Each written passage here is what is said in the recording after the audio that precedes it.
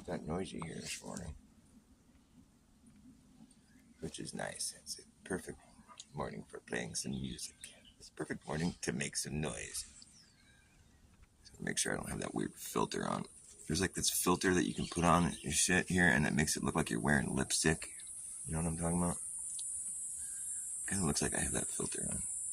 Do you guys think I'm wearing lipstick? I'm not, I swear, I promise. Maybe I'm just tripping. I think I'm just tripping, maybe. It's kind of a weird filter, though. Things look sort of like the color is sort of burnt. I don't know, whatever, fuck it.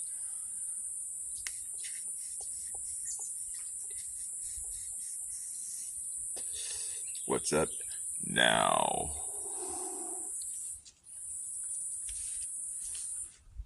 Reading my book yesterday, and I was coming across all kinds of cool, like, country lyrics for country music. It's like I write all kinds of weird shit in my book, and I don't necessarily write it with an idea for a song in mind. I'll just write it. And I was reading out of my book yesterday while singing like a country song, you know, and I was realizing how many of these words in here actually lend themselves to that style of singing.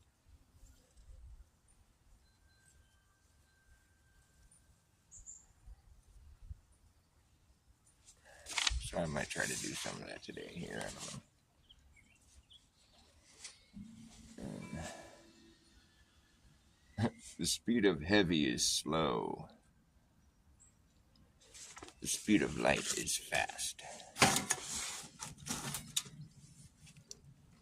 The speed of heavy is slow. The speed of light is fast.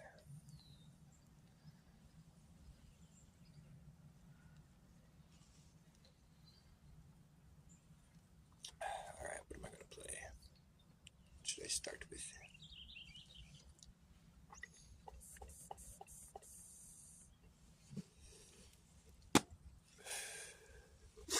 I was digging my song yesterday. It goes like this. Excuse me. I don't sneak around. I wear sneakers. Hold on.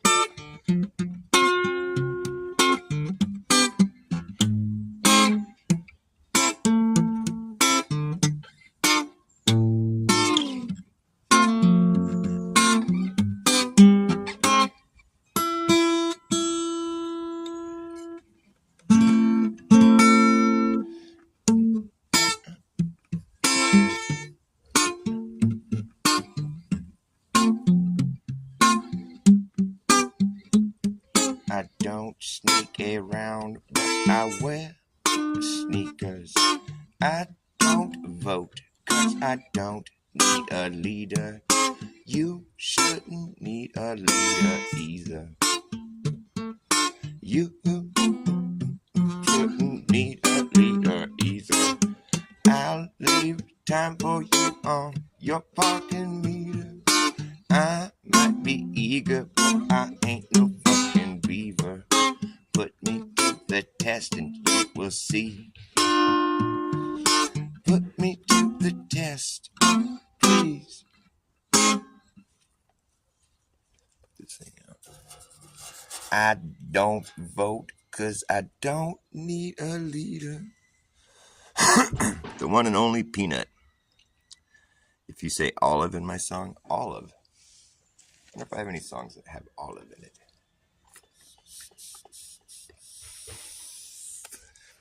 All of my songs do. All of it.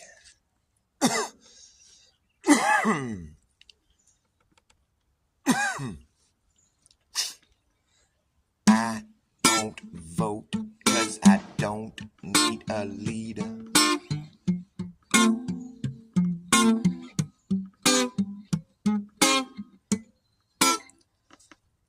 So Olive.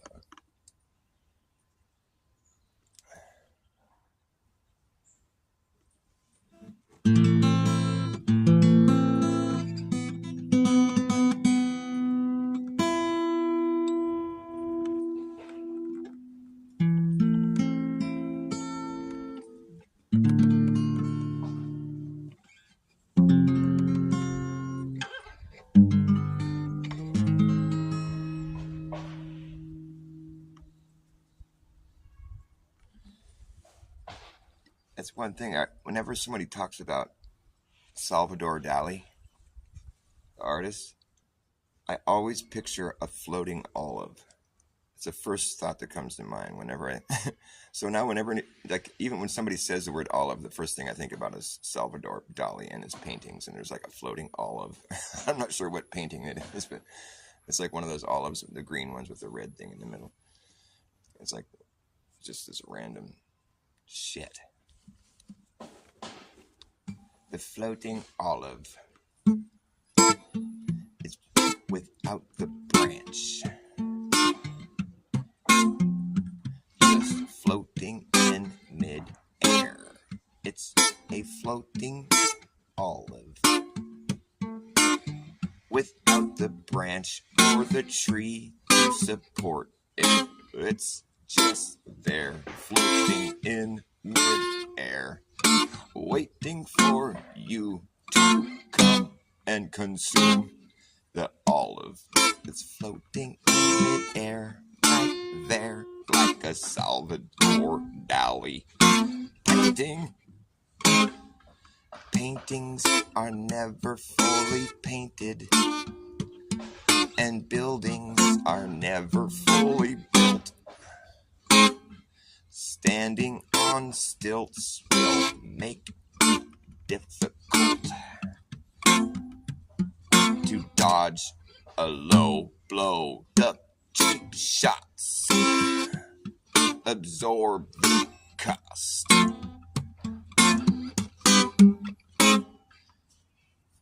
Yeah?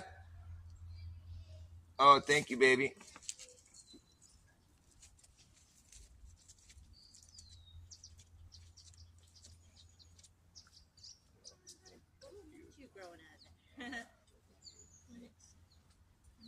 Wow.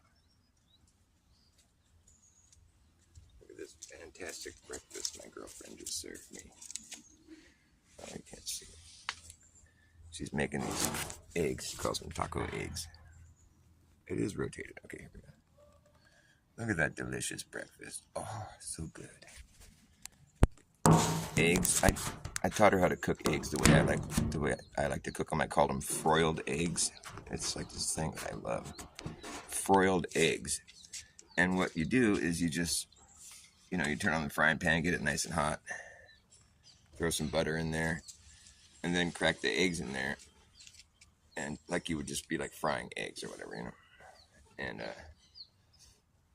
you let them start to cook, and start to turn white, and the yolk starts to firm up a little bit. Then you cut off the heat, and you cover the frying pan with a lid that covers it good, and just let it sit there for a few minutes and finish cooking. You don't want to cover it. You don't want to turn off the heat.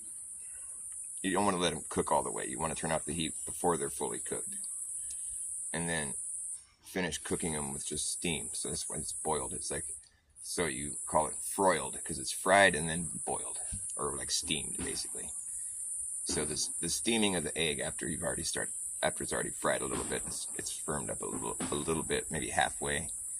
Then you cover it and turn off the heat, and so it's just the heat from the frying pan and then the moisture from whatever the egg, just whatever was cooking, it creates steam when you put the lid on it, and so it's just sitting there cooking, finished cooking in the steam. You understand what I'm saying? I think I'm explaining it pretty well. So I call it the broiled egg. And so, you don't have to worry about flipping the egg like how some cooks are really like pride themselves on how good they can flip their egg while they're cooking a fried egg, you know. But in this case, you don't have to flip it because it just cooks perfectly. I don't like eating on camera, sorry. I just can't help myself. Pretty sure I brought a drink out here. I think I didn't. That's dumb. I always do that. What's up, Phil Henry? You make foiled eggs too? We got a Bob Dylan fan here, right on. I love Bob Dylan. I play his music all the time. I don't know how to play that particular song though. I kind of forget how that one goes. It's like on his earlier album, I think. Get out of here, B. This is my breakfast. But maybe if you name some other Bob Dylan songs, I might know how to play them.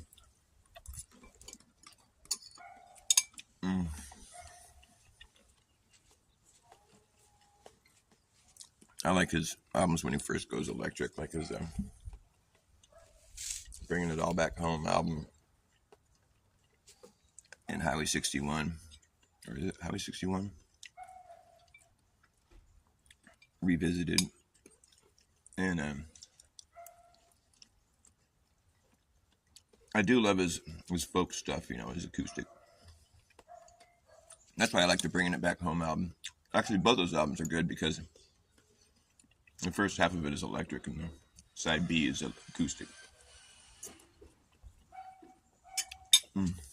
Sorry, I don't like eating on camera. I don't like when people do that, so my bad.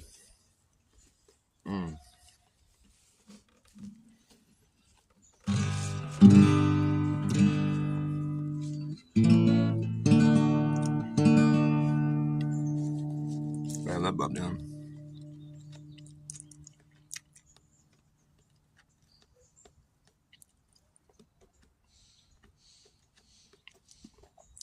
Make a rock, make a sand. I'd make a sand. The water of time will wash the sharp rocks and smooth them into sand. The water will wash the jagged rocks of time, leaving only a smooth reflection of the sky. How's that for some impromptu poetry?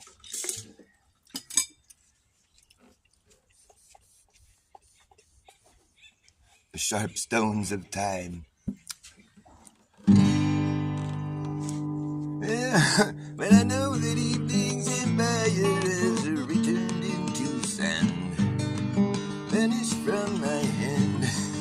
I don't know it. Blindly here to stand, but still not sleeping.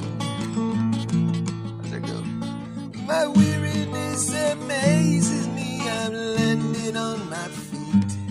I had no one to meet in the ancient empty streets, too dead for dreaming.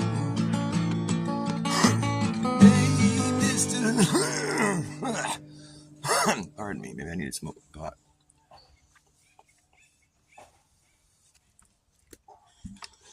Tambourine man, play a song for me. Sleepy, and there is no place I'm going to. Hey, Mr. Tambourine man, play a song for me. In the jingle jangle morning, I'll come following you.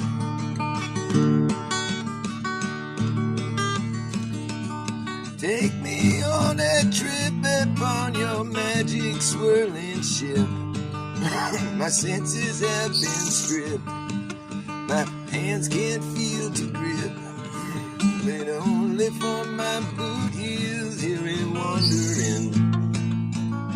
I'm ready to go anywhere. I'm ready for to fade into my own parade. Cast your dancing I promise to go under it. Hey, Mr. Tambourine Man, play a song for me. And it's sleepy and there is no place I'm going to. Hey, Mr. Tambourine Man, play a song for me. In the jingle jangle morning, I'll come following you. Sorry, my voice isn't quite. I'm still clearing out the windpipes. Still kind of early in the day. What are the words? I know most of the words of that song. Take me disappearing through the smoke rings of your mind, down the foggy ruins of time, far past what is it? The haunted beach. I love it. The frightened trees, the circus sands, without memory and fate, driven deep beneath the waves. Let me forget about today until tomorrow. I forgot some of the words there, my bad. I know the last verse is, and you may, no, what is it? If you see, what is it? You might hear laughing, spinning, swinging madly across the sun. It's not aimed at anyone, it's just escaping on their run. And before the sky there are no fences facing. And if you hear vague traces of skipping wheels awry, do your tambourine in time. It's just a ragged clown behind. I wouldn't pay it any mind. It's just a shadow that you're seeing and that he's chasing. I'm having a hard time singing right now. That means I must smoke more pot, because you know what? If you smoke cigarettes, you better be smoking pot too. That's a fact. That's just like science. It's all about compliance with science. Because studies have been done. Studies show. I'm a doctor, I know. They show that people that smoke marijuana, that smoke cigarettes, versus the people that just smoke cigarettes and not marijuana, the people that smoke marijuana and cigarettes, they don't get emphysema. They just don't. But the people that smoke cigarettes that don't smoke marijuana, they all get emphysema. So there's something going on there. And I'll tell you what it is. It's that marijuana is an expectorant. It's never a good idea to smoke anything, really. If you could avoid it, you're better off. Just for the record. But if you're doing so, well, it's interesting that this one particular smoke is actually an expectorant. It helps to clear your lungs. There's other things that inhaling smoke can damage your body. I mean, I'm not trying to say that it's a good idea to smoke, but there are certain occasions where I would actually recommend it. Where if you have a lot of congestion in your lungs, it'll make you cough it all up, But like I said, it's not a good idea to smoke things, really. We can, it's not gonna, obviously it's a thing, but if you already smoke cigarettes and you can't find it in your heart to quit, you can't do it. Like myself, I haven't been able to, but that doesn't mean I won't. I'm not trying to rule out that possibility, but if you're still smoking, well, even if you don't like the high that marijuana gives you or whatever, maybe just try to, like, at night before you go to bed when you're just alone or whatever, and just smoke some. Or maybe you don't like being alone when you're high. I don't know, but I'm telling you, it's good for you. It has a good medical benefit to you. If you're already smoking, you know what I mean? This particular smoke will help clean your lungs out. It's interesting. So marijuana is just always proven to be a good thing, really. There's not that many negative things you can say about marijuana. In my opinion. Well, I think it's science, basically, in my scientific opinion. I'll tell you what kind of doctor I am, by the way. I'm a reverse psychologist. I study reverse psychology. And that's how I'm able to spot reverse fucking script being thrown at you. I flip the script back to how it should be, so it's legit. You got to come at it from behind these days.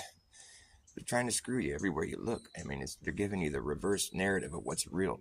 You know, they're like, oh, you need this for health. And it's like, here's the side effects. You might die. With it, what? It can kill you, but that's just a side effect. But you need this for your health. And it comes with a risk of death. Oh, but it's hardly anybody does it. But still, you got to understand, that's like the cost-benefit sort of thing. I feel fine already. Maybe I'll just go with how I feel, which is fine, instead of putting something in my body that could kill me. Maybe I'll just pass on your health thing there for a while and just see how that works out for you, maybe.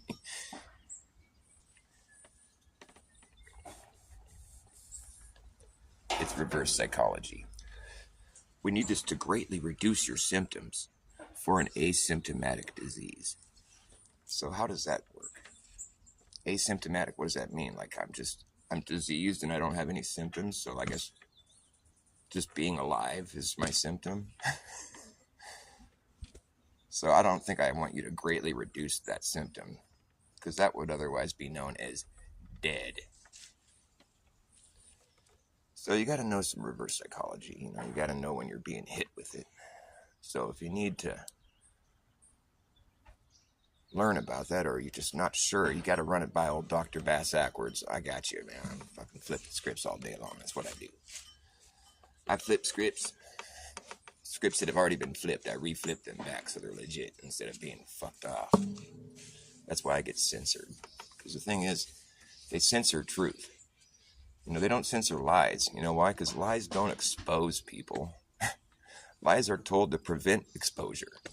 So when you tell the truth, all of a sudden you're exposing liars. And they don't like that, you know. And since everybody lies, you know that people that own the fucking, that can censor you, basically the people with that power, you know they've been lying too, probably. And so if you catch them in one of their lies, well, damn right they're going to censor you. So it's a good way to sort of feel for what they're lying about. You say something that goes against what they're saying, and then you get censored, like, I exposed you. That's why I got censored. You were lying, and I told the truth, and you had to get rid of me because I was exposing you. They don't censor lies. If I was lying, they'd just be like, hey, join the club. They don't censor lies, they censor truth. And so that's why Dr. Bass has lost so many channels. I should have so many subs. I should be so popular. You guys don't even know. I'd be a little bit more popular. They usually kill my channel like around 500 subs. But I've been given some mercy this time around. I got like almost 800 or 700 or something like that. I think 750 or something. I'm doing pretty good. It's like the best I've ever done. I'm pretty proud of myself. I know I don't have 8 million like these guys that play video games and shit. My kid's going to be one of these people, I bet you. He just started his channel. He's got like 100 and something subs already. But he's a gamer, you know. He plays like Gorilla Tag, and he's down with the clown, man. He's only 9 years old, you know. He's hip. He's mature. Like I talk to him like I'm talking to one of my homies, you know. He's smart. Well, he is my homie. He's pretty much my only homie, other than my brother and my girlfriend. And YouTube. So I'll play a song. Is there anybody requesting shit in here? Because I don't usually know requests, so you can go ahead and try. And when I know the song, that's when you get lucky. That's when you're one of the lucky contestants. All I got was Bob Dylan, and I had attempted Bob Dylan already, but when you can't even cover Bob Dylan effectively, man, you suck. You suck. Maybe I'll cover Dr. Bass because I know his songs pretty well. Well, you can fuck me running, fuck me jumping, fuck me sitting down. Fuck me on the highway, fuck me on the low way, fuck me on the ground. You can fuck me however you want, but please don't fuck me up. Don't fuck me up. Don't fuck me up. Well, you might not be sober, you might not be drunk, but you're fucked up.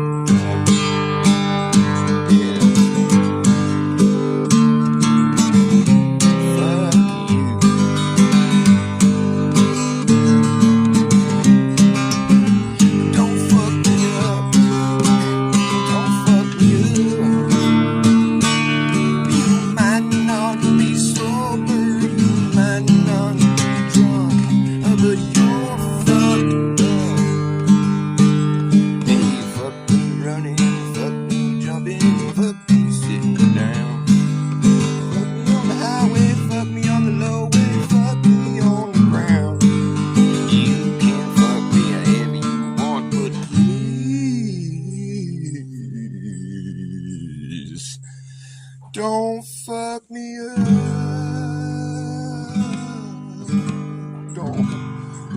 fuck me up, man. Fucking me up.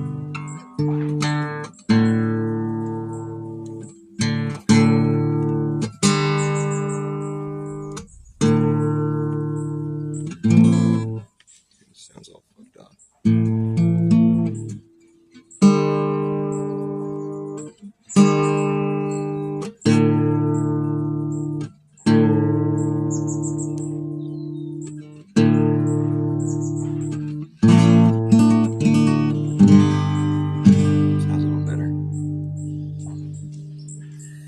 Probably tired of this song, but I'm practicing it. That's right, I'm gonna practice this shit.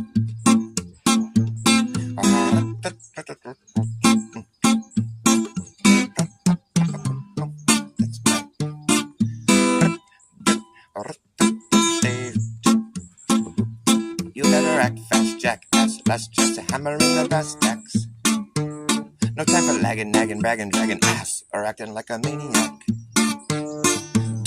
Why exactly I'm explaining that? Just consider the fact that once you grab your bug out bag, there isn't gonna be a way to turn back around, cause this whole thing's gonna come down. That's right. You better act fast, jackass. Last chance to hammer in the brass tacks.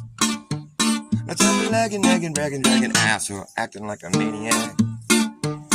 Do you wonder why exactly I'm explaining that? Just consider the fact that once you grab your bug out bag, there isn't gonna be a way to turn back around, cause this whole thing's gonna come down. That's right. The whole thing's gonna come down, okay? I said the whole damn thing is gonna come down. That's right. LLC, who's laughing when the place starts collapsing in a free-for-all?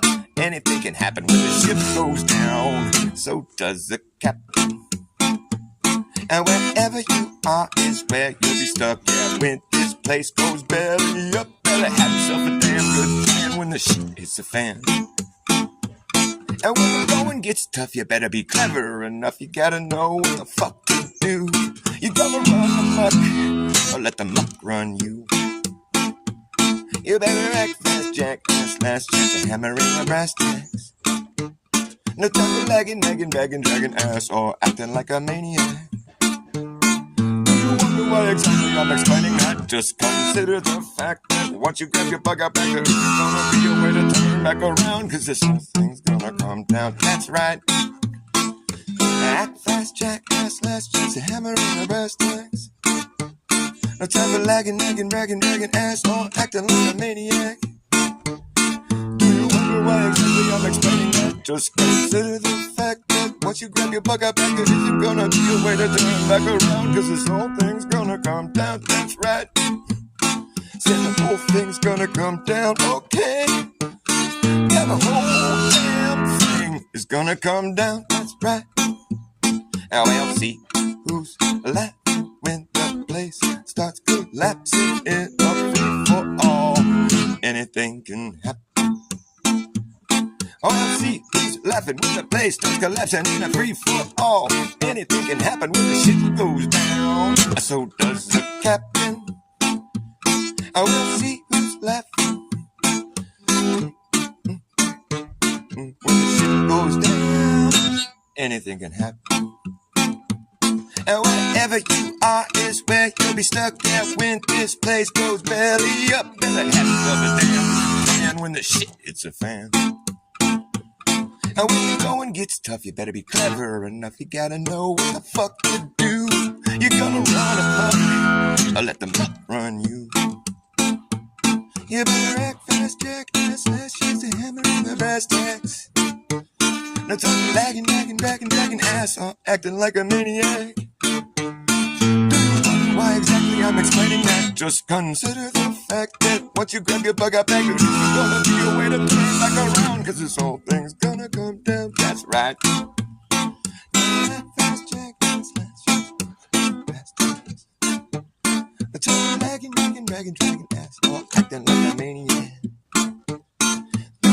Why exactly I'm explaining that? Just consider the fact that once you grab your bug out bag, there's gonna be a way to turn back around, cause this whole thing's gonna come down. That's right. The whole thing's gonna come down, okay?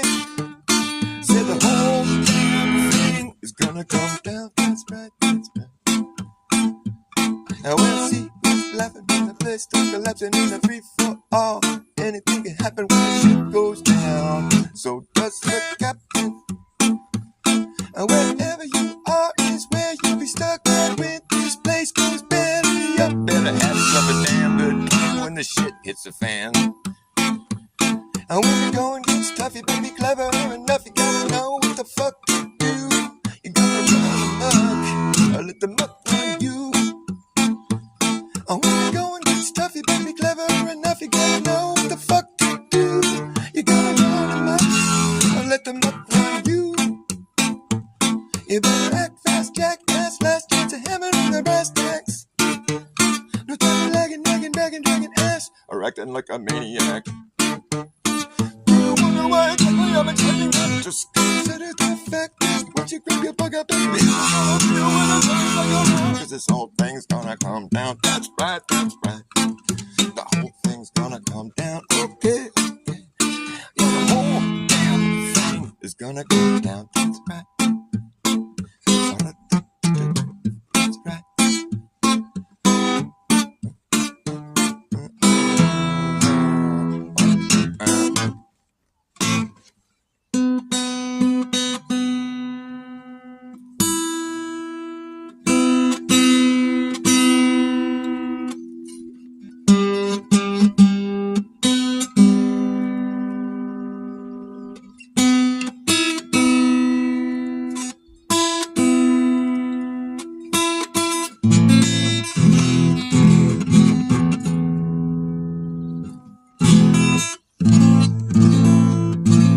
I don't know 41 pieces.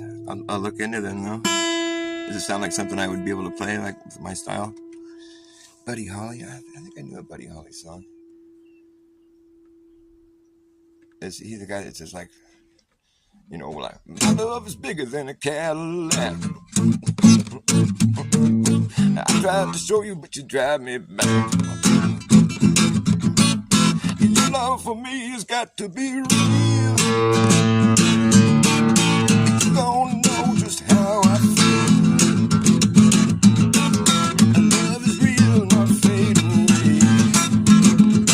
Not fade away.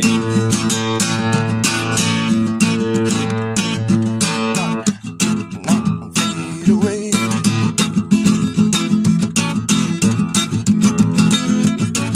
I wanna tell you how it's gonna be. If you're gonna give your love to me, I wanna love you night and day. You know our love will not fade away. Love is real, not fade away. You know our love will not fade away. Love is real, not fade away. Not fade away. Not fade, not fade away. You know our love will not fade away. You know our love will not fade away. Not fade away, not fade away. You know our love will not fade away. You know our love will not fade away. Our love will not fade away. Not fade away.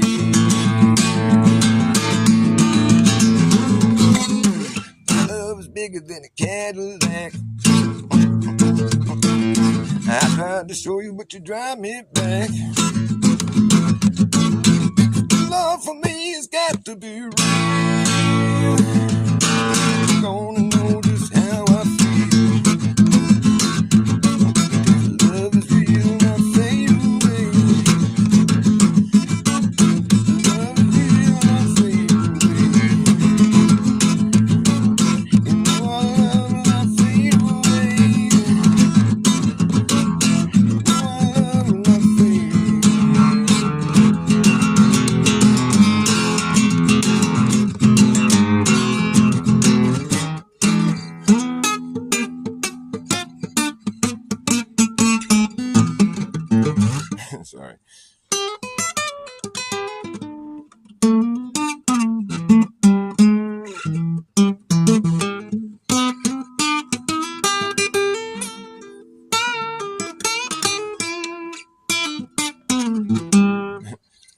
riff.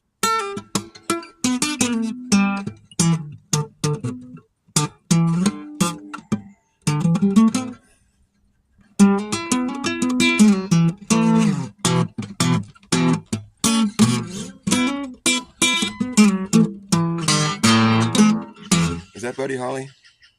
Yeah. He didn't do leads anyways, huh? Yeah, Buddy Holly's cool. It's Nash. Your last name is Nash. That reminds me of the Crosby, Stills, and Nash team. Are you related to the? It's like, is it David Nash or I forget? No, it's David Crosby, Stephen Stills, and Graham Nash. I think it's Graham. Are you related to Graham? From UK, right on. They did some good songs. I don't think I know any of their songs.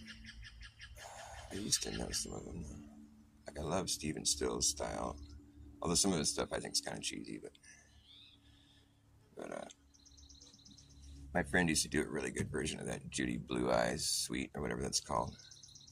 He used to do it so good. I liked it. I liked his version better of it than the actual Crosby, Stills, and Nash, because he just had soul. He was just a cool kid. He was a cool kid. He was just like this Grateful Dead head from LA that came up. He was already like out of high school, I think, or he dropped out or something, but he was a little bit older than me. I was in like sophomore or junior year when I met him.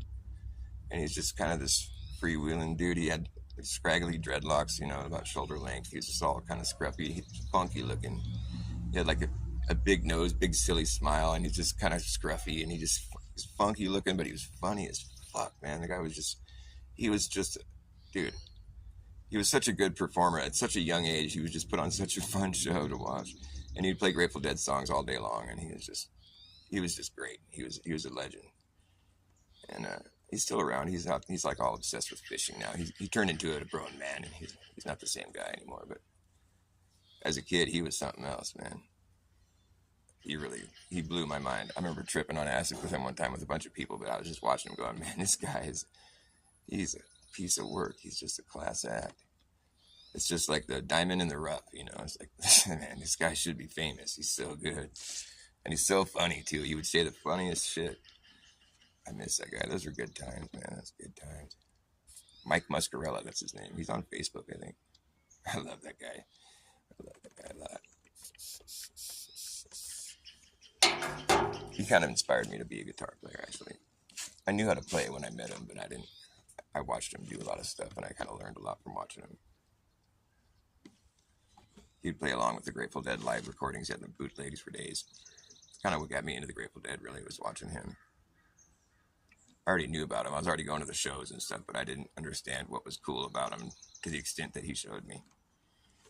That was the beginning. I mean, I had my Grateful Dead admiration went on for like a good portion of my life. I used to follow the band around with a bunch of other people, thousands, tens of thousands of people just rolling through town, dude, we're just thousands of people deep, you know, just strength in numbers, you know. We made our own rules. It was fucking fun. There's nothing that's ever been like that. There's nothing that'll ever be like that. It was a fucking moment in time to behold. People were frightened of it. People didn't want to allow the Grateful Dead into their town, and there was all that kind of politics. But like for the most part, they did because we came with a mad amount of money. I'm talking about me and like 10,000 other people or more than that. Strength in numbers, man. That shit was fun. It was the whole thing. Was its own economy. Like we didn't really need to go outside of the Dead lot, you know. It's huge, fucking massive. Anybody could go into the Dead lot and just with nothing and begin making money. If you're just nice,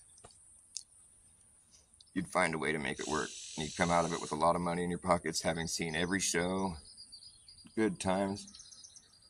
Every night's just a blast. If you know how to play guitar, I mean, just like any kind of skill you have, you just bring it to the Dead lot, and it's gonna be a blast, guaranteed. That shit was so fun. God, I miss those days. When Jerry Garcia died, I cried. Love that guy.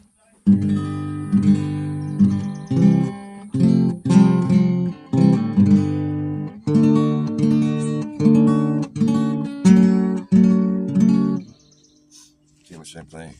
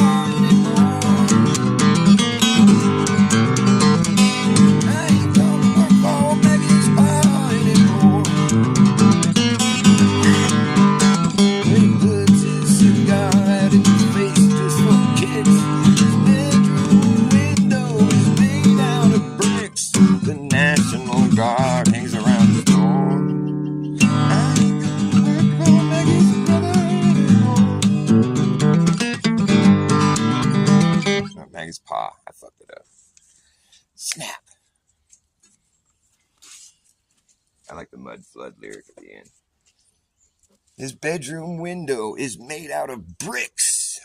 It's a little truth drop right there. You know what that means? It means mud flood, bitch. I'm gonna go get a cigarette. I'll be right back.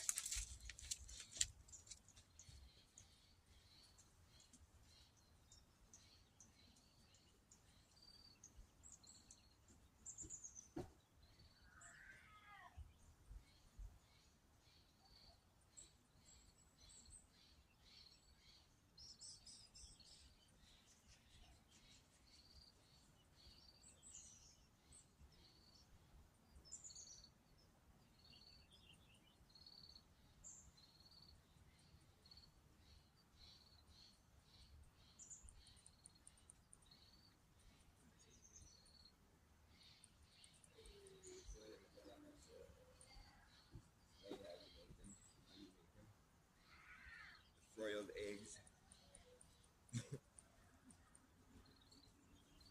I like me a good broiled egg.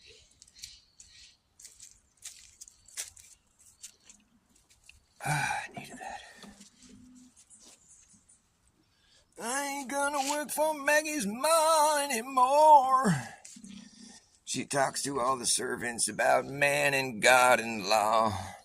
Everybody says that she's the brains behind Pa. She's 68, but she says she's 54.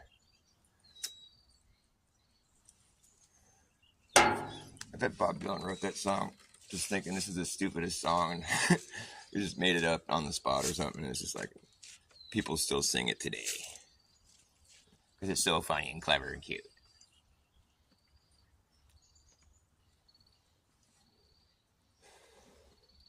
I like Desolation Row. It's a good Bob Dylan song. The lyrics in that song are just so... It's just telling the weirdest story. It's cool, though. It's so full of imagery. It really had a gift at evoking imagery or like scenery or like situations or whatever. Just abstract sort of... It's like random dreams that you'd be having or something. He mentions like famous people and like... I don't know.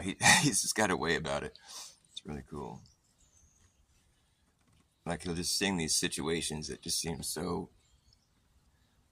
I mean, it's poetic, you know, but it's like he's sort of telling a story for a reason. Like there's something behind it. Like I can't always figure it out, but sometimes I do. Definitely good music to trip to because you'll find hidden meanings in it for sure. And you'll find meanings that aren't hidden. Most of my meanings are bliminal. I don't do much of that subliminal shit. It's mostly just straight bliminal.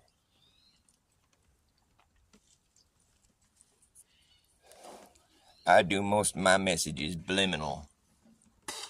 I've been running against the grain ever since the day I came along. Running against the grain, that's my name, and that's my claim to fame. Running against the grain, running against the grain. Ever since the day I came, I've been running till my dying day.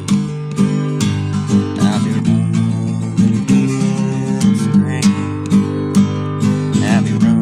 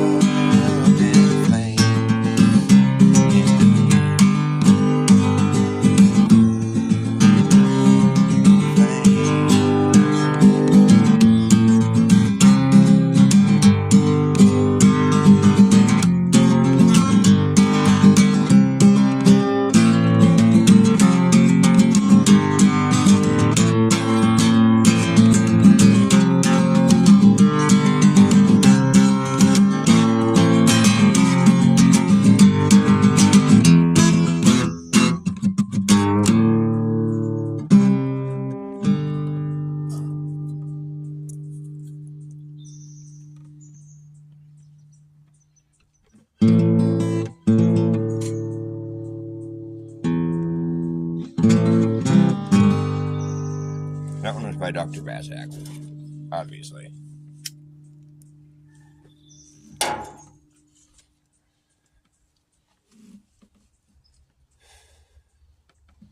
The greater good was neither good nor great. It's like the greater good was neither good nor great. All they had was bad and a bigger hate. What they create, some people think is their fate. So I guess for them it's way too late.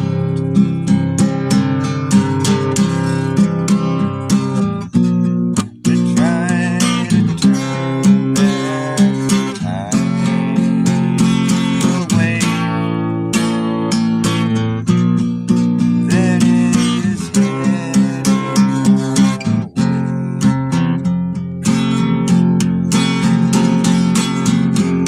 The things I say that sound insane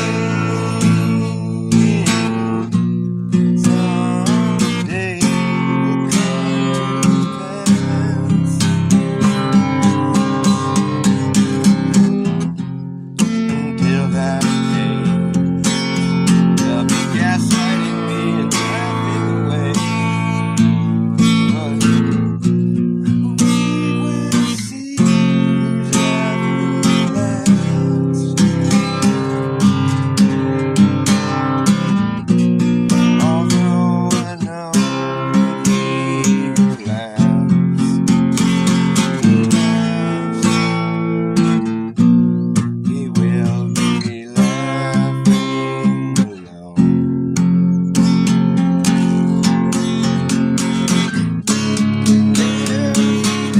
Hold on, I gotta hit that bridge with all the power that it demands. How does that go? I'll be laughing alone.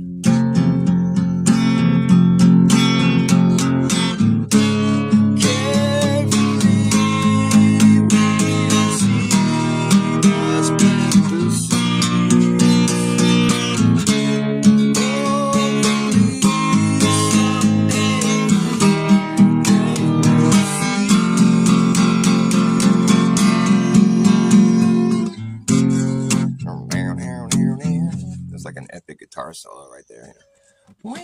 Like David Gilmour out there doing those wailing, soaring, sustained leads. You know what I'm talking about? And then I come back with the same shit, whatever. It's just an idea. Jeez. God, you guys, such a tough audience. That bridge could be epic, though.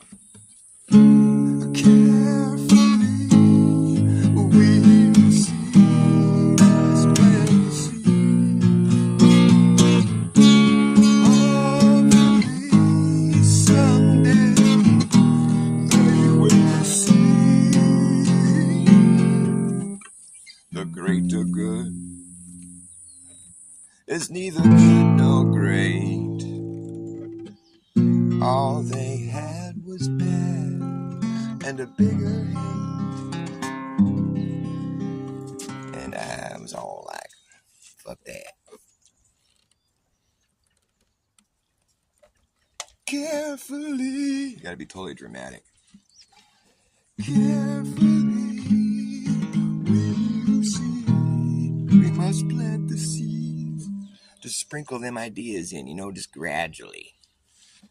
Gotta slowly wake them up.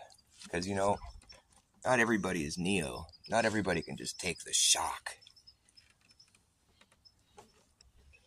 It'll make you cry. It'll make you laugh. It'll make you go, what the fuck? But the thing is, it's kind of a personal thing, Like, I didn't really necessarily want people there to help me pull my head out of my ass, kind of personal. You know, and it's got to be people that you really love that are going to be present for something like that. And that love you too, obviously. It's kind of up to each person to just realize how badly we've been fucking duped. It becomes pretty blatant. I mean, there's only so many more like pandemics and like fucking, you know, Jeff Bezos rocket launches. You can only try to fucking play that off so many more times before the rest of the people in the world are just like, okay, just shut it down, dude. You guys are so fake, so full of shit. There's obviously an agenda here, you know? It's fucking stupid and it's cheesy. You guys are just, you're bad actors, you know? The world stage is just a pathetic mess. And there's clearly like a script. I mean, but it is kind of like it's a tough pill to swallow to think that it's not just the way they've pitched it, you know, like everything isn't happening the way it's being told to you. On a certain level, it is happening. I mean, there really is war happening. I believe that's true. I mean, that'd be a pretty good trick to like have all that stuff happening in the Middle East and it's not even really happening. I don't think that's what's going on. Don't get me wrong. I think there's really a war, you know, but to what extent the leaders of the countries are like really hating each other, I mean, I'm not sure, you know. There could be a bigger agenda going on, really, where they're in agreement with what they're doing. They tell each other before they go drop bombs, you know. I'm not saying that like the situation with Hamas is necessarily like that, although I think that's just more of like a straight up genocide. I mean, that's what you can't really hide that. I mean, that's just what it is. They tried to like make it seem justifiable or something, but I mean, if you know the ins and outs of what's going on with all that, it's pretty dark. I mean, but there's something behind all that too, though. I mean, it's not just like a bunch of fucking, you know, indoctrinated, brainwashed people thinking that they're doing the right thing somehow. You know, there's something beyond all that, though. You know, I mean, what put that system in place? Israel. I mean, what a scam! It's so fucked up. Israel. Ra is the sun god. Is the sun. El is it means God. Israel. It's spelled Rael. Israel is sun god. Is the God's son. You're sun worshippers. Obviously, I mean,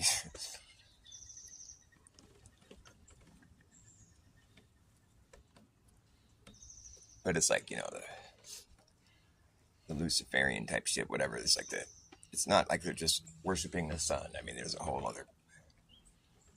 I mean, I worship the sun in the sense that I come out and I give praise, you know, and I'm thankful, and I feel as though my soul came from the sun.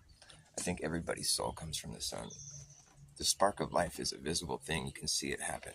This is real science talk. Where does that spark come from? It's energy. It's the spark of life. That's the magic right there. Where does energy come from? I mean, is there like some divine source of energy where all these magic sparks come from? I don't know. What could be the source of energy? Let me think about that. Probably the sun. That's the biggest light we have, and that's the biggest source of energy then. So that's the source. And so somehow each soul that's spawned down here somehow is drawing from source. Where else would it draw its energy from? I don't know how it happens. I can't explain that, but I can explain that every new soul that's born on the earth leaves a sunspot on the sun. You know, they fill back in because souls are always returning back to source once you pass on. You can elevate yourself all the way to heaven. That's what all the stars are. They're smaller lights, you know, because those are just people's souls that made it to heaven.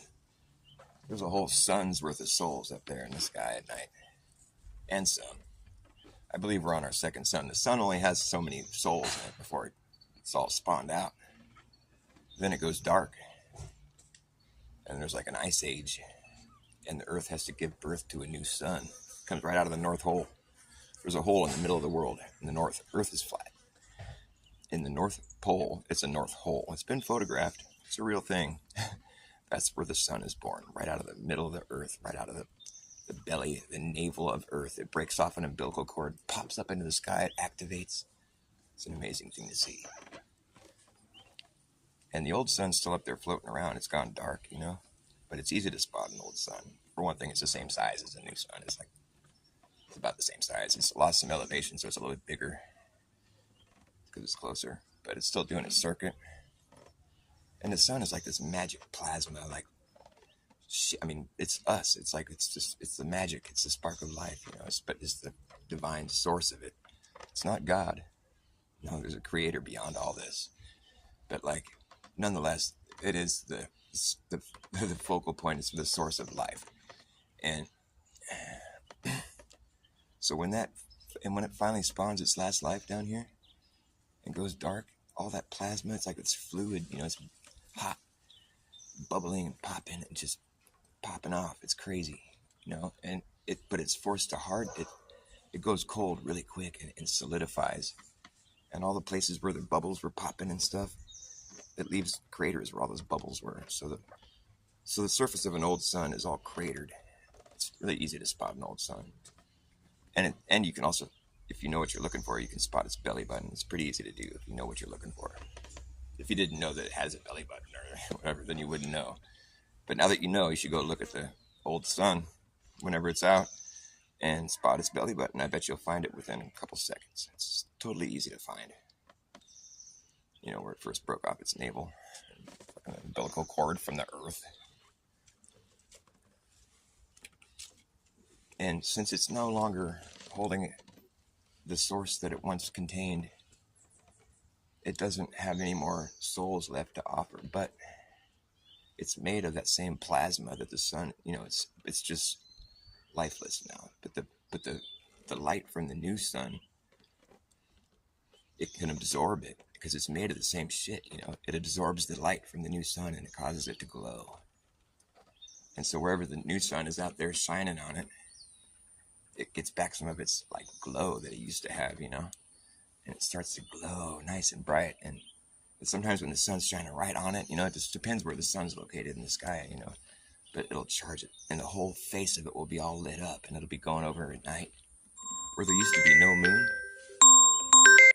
there was a time when there was no moon. There's ancient tribes of people on Earth that tell of this. And that's because they were from the first sun before there was a moon. It's an old sun. But like when it's crossing the sky at night, it's all bright, the whole face of it all lit up. It's a spectacle to behold. That didn't used to be there. That's a newer thing, you know. That's the old sun still floating around up there. I mean, you can tell by looking at it that it's clearly like an old thing, like it's like perhaps its original purpose is spent, you know. It's like the shell of what used to be. It's beautiful, but it's, you know, no words can describe the beauty. It's just the most incredible thing. It's one of them. For me, it's not a mystery because I've figured everything out. That's what I'm trying to tell you. It's just an old sun, which is still a crazy, beautiful thing. I mean, it comes right out of the middle of the earth. I don't know how many more suns are down there. This one's going to last for quite a while. But yeah, every little black spot on the sun, that's a soul that's been spawned. If everybody started to live right, they'd all start going to heaven. There'd be all that many more stars in the sky, but the sun would start to decrease in its light, and it's you know, its source is being drained at that point. And you know, the people that were living here on Earth before, when the first sun went dark, they saw what was going on. They figured this shit out. They weren't stupid, and because they were living right, you know, they were all going to heaven and shit. They knew how to do it. This place was beautiful. It was in perfect harmony.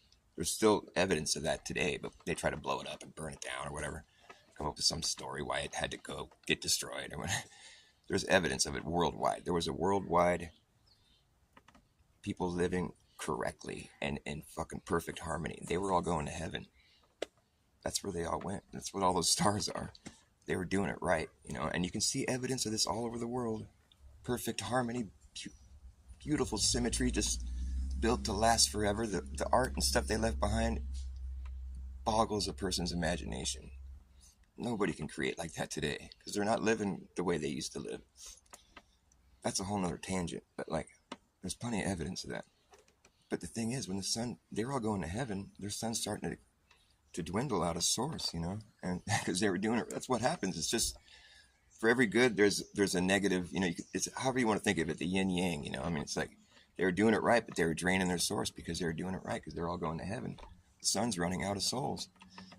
Before they figured out all this shit. They knew, and like before the sun got dark, all the way dark, it got cold down here. It wasn't as hot as it used to be, and like too cold, and they all had to go underground to stay warm because it was still warm underground. And so all this beautiful stuff they built on top of the earth all just got all cold and frozen while they had to go underground and use their divine creativity, to create underground dwellings all over the world. Just insane. Just goes and goes, just underground. All of it. It's all over the whole world. You'll find underground structures because they all had to go into the ground to stay warm. And they were brilliant people. They knew what the fuck to do. They had it all ventilated. I mean, they did it right. And there's evidence of that shit everywhere. I mean, nothing but it. People are always like, why is there so much underground stuff? Well, because they had to live down there. It got too cold. And when this last soul finally spawned, and they were still living correctly. And, they were all still going to heaven, but that's why. So they knew what was coming. They were ready for the ice age that ensued it. Because it lasts a while. The earth has to get sufficiently cold before it knows to give birth to a new sun. And so if they had to live underground and just without any sun above, no, it was tough.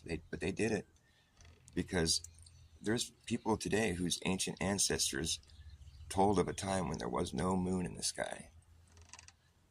Those were the people that survived that reset. I mean, to tell the tale at least, or somehow the information got across to the people from this new sun that we have.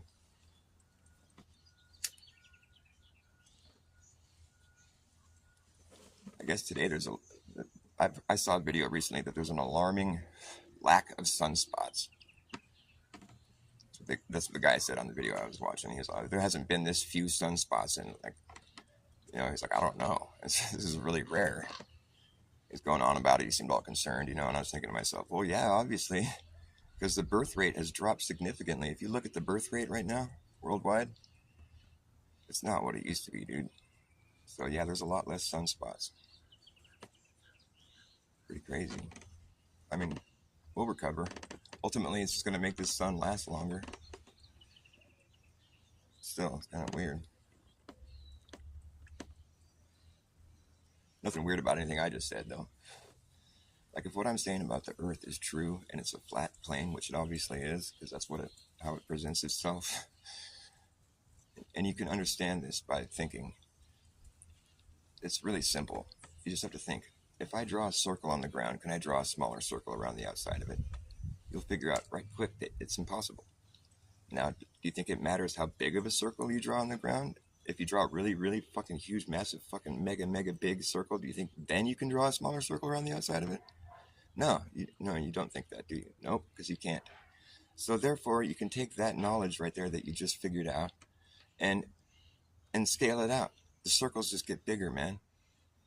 That's all they can do. You already know this. We just went over that. And so they just get bigger and bigger and bigger and more vast and more wide until you run out of room. They never start to shrink. That's not what we see here. We have no reason to believe that's what would happen.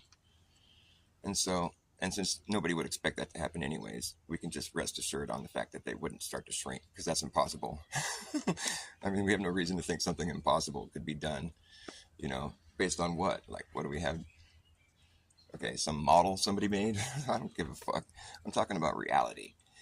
Anyway, so the Earth is flat, and it can't be a globe because of what we just talked about. It only widens. It never starts to close back up and shrink. That's not possible. We have no reason to think that's something that we could do or see or something like this, or to think that's been done or no. That's something that's never been witnessed because it's not possible. Just because somebody made a model that says that's what happens doesn't mean our waking reality is going to resemble that. No, that's a poor argument. What you have to understand is that the circles just get bigger. That's what we know to be a fact. That's all we really need to know. If you want to come at me with some story, and show me a model, I'll be like, well, that's cool, but back to reality. In the meantime, we know that's not what's really going to happen because we have no reason to think something impossible could be possible because of your story.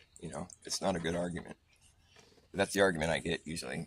Well, look here on the globe model, they do start to get smaller. I'm like, duh. That's what I'm talking about. Fucking genius. You're so clever. But that doesn't mean that's what you understand. That's a poor argument, right? That's lacking in logic. Oh, but the sun and this North Pole and the South. I'm talking about the ground, and I'm talking about obvious reality. It's fact. It's just so easy to understand.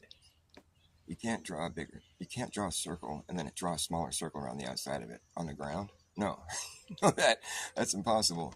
That's all you need to know the Earth is flat. And it seems silly, but that's because the globe Earth is silly. It's that easy to debunk. You can come at me and tell me that it's reality, but when I can do something that simple to say no, I don't think that's reality, then you got more work to do to get me to believe it. Because I know the circles will just get bigger. I know that. You can't say anything to make me think that wouldn't happen. And you know that too, really deep down inside. So, however you want to go about coping with that, it's fine with me. But you're going to need a lot more than a toy to make me think that something that's impossible could be possible. A toy doesn't do, and a story, no, or a TV show, no. You're going to need a lot more. You basically have to take me and physically demonstrate it for me, which you won't, and you can't because it's not possible. You can tell me it is by pointing at your toy, but that's not good enough, man. I'm not convinced. Because we both know that when I draw a circle on the ground, you can't draw a smaller circle around the outside of it. So therefore, the circles just get bigger. So therefore, the expansive Earth only widens and never starts to shrink. You don't have to think about this too hard. Just listen to the words I'm saying. Let them sink in.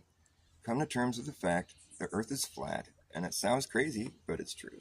Because you just figured this out on your own. You realize that the Earth expanse can only widen. That's all you need to do. There's no more debate to be had. It's just that easy. I mean, just because someone has a story and a toy doesn't mean what we both know is impossible should be possible. No, but Dr. Bass, after you go to the equator, now the circles start to get smaller. Yeah, I heard that story. I know, I understand. I get the story. I get it. I know that story. That's what I'm riffing off of here. That's what this is all about, actually. You're just now getting up to speed. No, but they do. It says they do. I know. That's the story. I know. That's what I'm rebutting with reality. But no, but it says they do, and people know they do because they go live there. Still a story, dude. People really do live there. I know.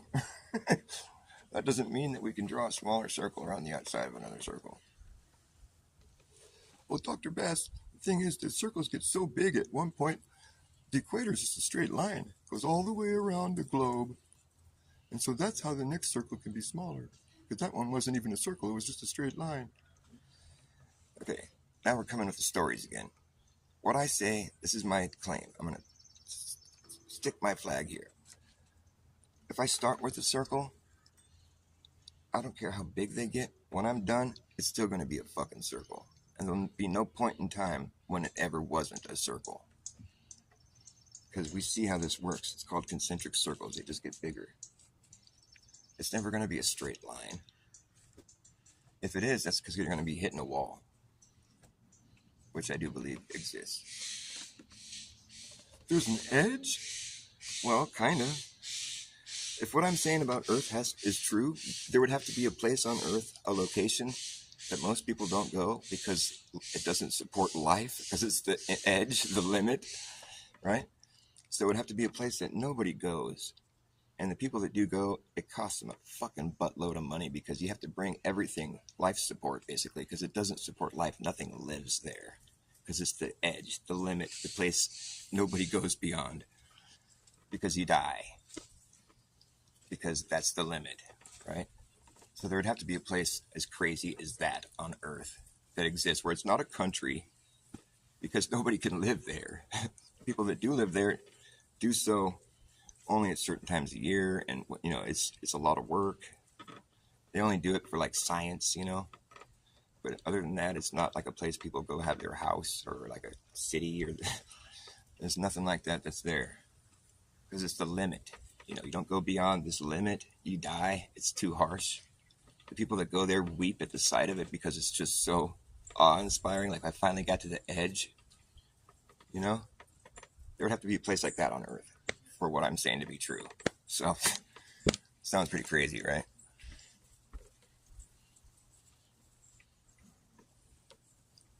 I don't know what I'm talking about, I guess. I don't know where I get these ideas. Well, Antarctica is the continent on the bottom of the ball where the South Pole is.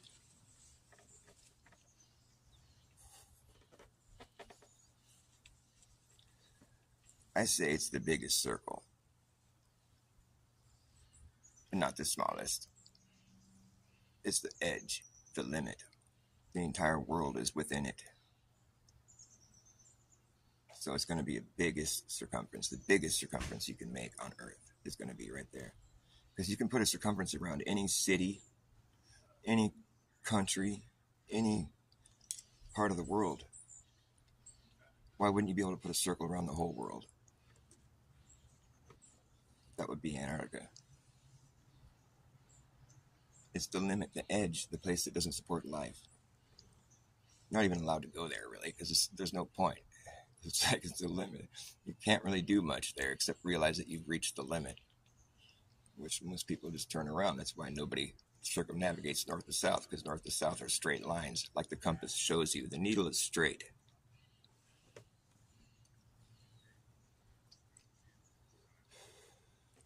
It points to the north. You're always correcting to the north. South is the opposite end of that needle. That opposite end of that needle is sweeping the entire flat plane of the compass. It's a model of Earth.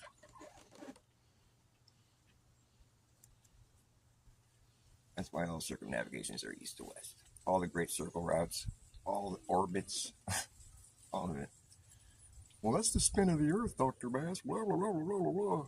And I know that because I have a little gyro compass. It shows me. See, look, it's measuring it right now.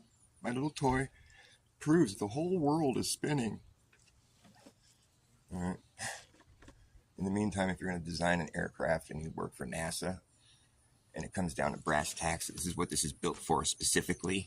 It's built for use over a flat, non-rotating Earth. So whatever your whole thing is there, it's a moot point.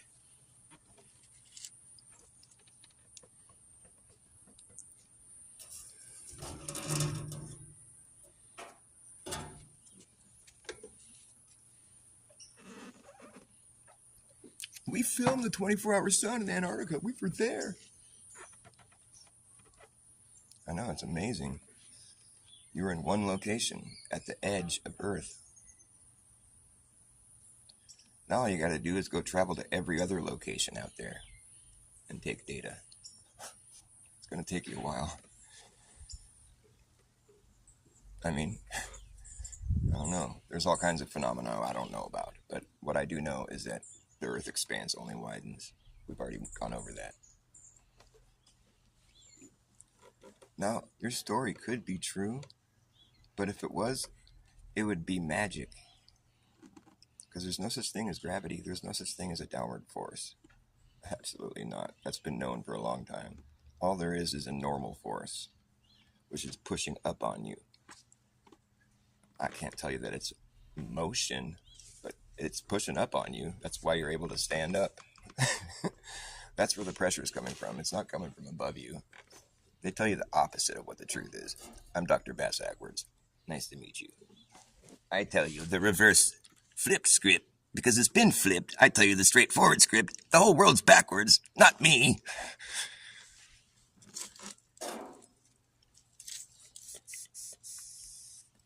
And yes, I do play this thing.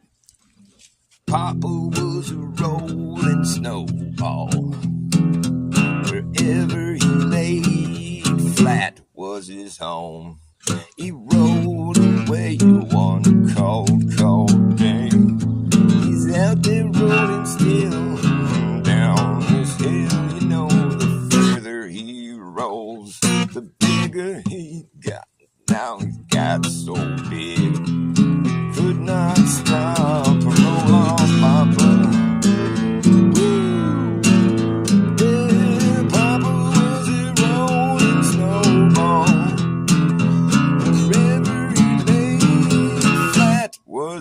home as he rolled away one cold day.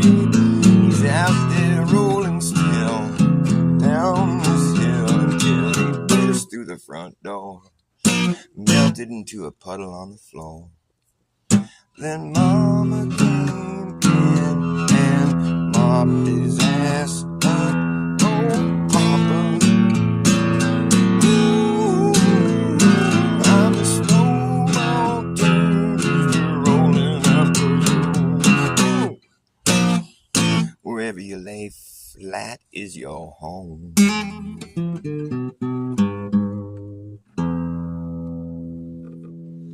I got no reason to believe. 8,000 miles below the ground, people are living their lives and they're upside down. If seeing is believing, well, that's something I ain't seeing, so I got no reason to believe it all. No, no. No reason to believe that we be living on the outside of a ball. Well, I got no reason to believe. Got no reason to believe there's something that I can't see. Like 8,000 miles below the ground, someone's driving in their car and they're upside down. If seeing is believing, then that's something I'm not seeing, so I got no reason to believe it at all. No, no, I got no reason to believe that we be living on the outside of a ball. No, no. Well, I don't care how many equations you show me, you'll never prove to me the sky goes below me. Sounds like a bunch of baloney to me. Somebody's believing, I ain't seeing that to be true.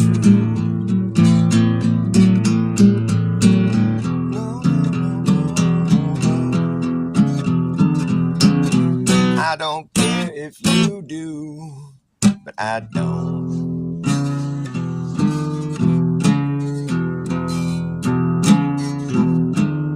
You think I don't know, but I do. You think you do know, but I know you don't know. You know you don't know nothing. We both know that is true.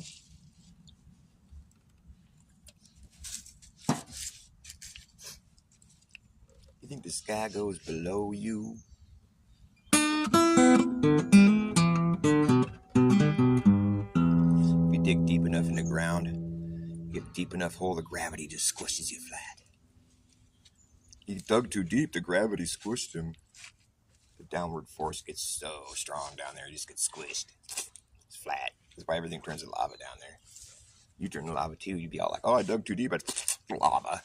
Gravity squished him. It's a terrible way to go. Feel it coming like, oh, the pressure.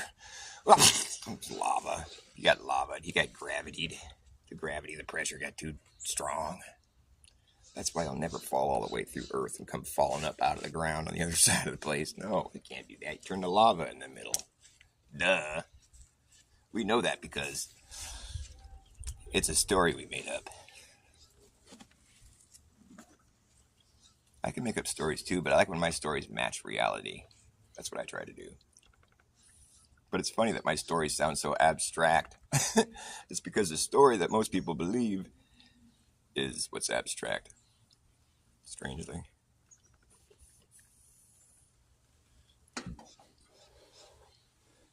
It could be true. So could what I'm saying, which is the opposite of what that is. But the thing is, I have like science and demonstrations and obvious reality to demonstrate my point. Things I can point to that are real and demonstrable And whereas the things that are claimed by the other side that thinks they know the truth, well, they can't demonstrate any of it. We can demonstrate a North and a South Pole. I know, that's pretty cool. It's a good trick. I like that. What, you think that proves everything I said is wrong? No, man, you got a lot more work to do, sorry. It's a good trick. I like it. I think that was really good. It caused a lot of cognitive dissonance. Thanks. But it's not proof.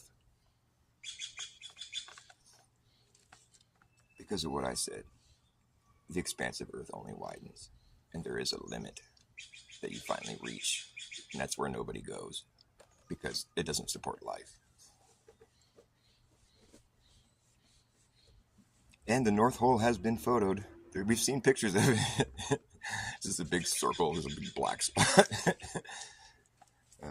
The belly of Earth. Right out of that belly of Earth. I mean, what else would Earth give birth to? A sun? Where else would your soul come from? The soul? It depends what language you speak, but yeah, that's what you call it. Soul. I mean, it's all spelled out for you, dude. What I'm saying is true. The plasma moon. Yeah, it's an old sun. It's not really it's not live plasma. It's been solidified. It's like one of the few cases where that's ever happened. It's like foamed right out of the ether. I'm just kidding. Well, everything came out of the ether, I guess. That's like the fabric of reality. It's where everything has been manifested out of the fabric of reality, which is the ether. So technically every God is the ether. You know, it comes out of that fabric of space, whatever you want to call it. It's not bent. I mean, it's the fabric of space. It doesn't have it's not tangible. So you can't bend it or witness it bending. That's a good story, though.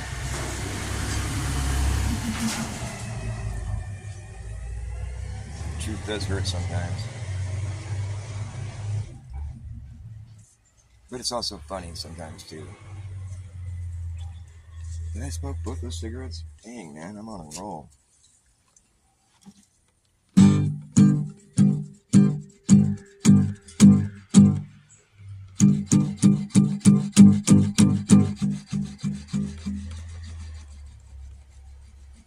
What is love I got?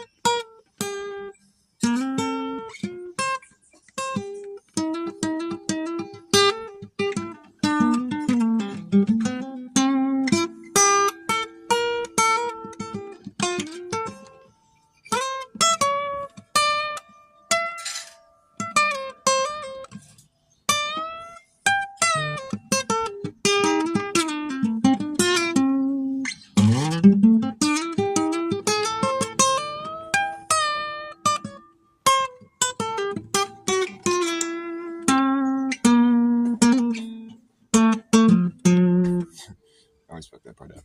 I don't know how to do that. How to do it lead through that. Go.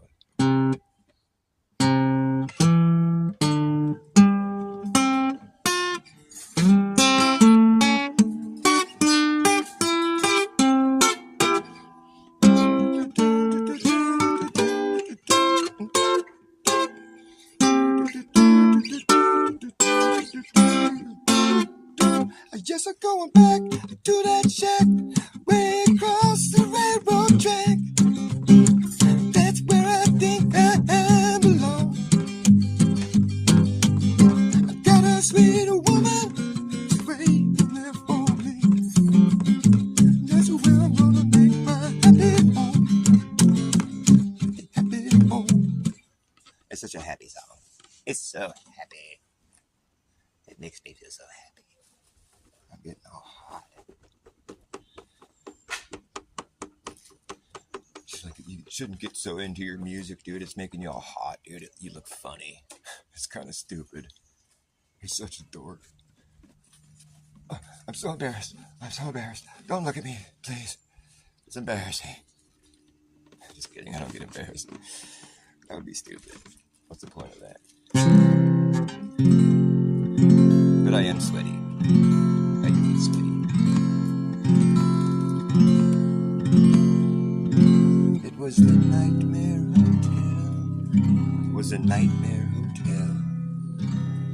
The terrible parable, almost too terrible to tell, of a hell wound. It was the worst of all travesties, where this trapeze artist and his under-armpit deodorant that strangely contains some new unnamed fungus been known by many a user to induce hallucinations, which is quite dangerous, cause most people have such weak mental health. So the company took it off the shelf, but not before this high-stepping, tightrope walking man thought he could fly and decided to try. As the audience shielded their eyes, he fell without a net. He fell without a net, and the women wept like lucid hippie chicks losing it at the Nightmare Hotel. Was a Nightmare Hotel. The terrible parable, almost too unbearable to tell, of a hell wound. It was the worst of all. Trav! Oh, that Trav. That was Trav. The fuck, man, that was so Trav. There we go. Sorry about that, Trav. That was Trav. Alright, I gotta go. Thanks for watching my crazy show. Don't be strangers in my echo chamber. Please come back.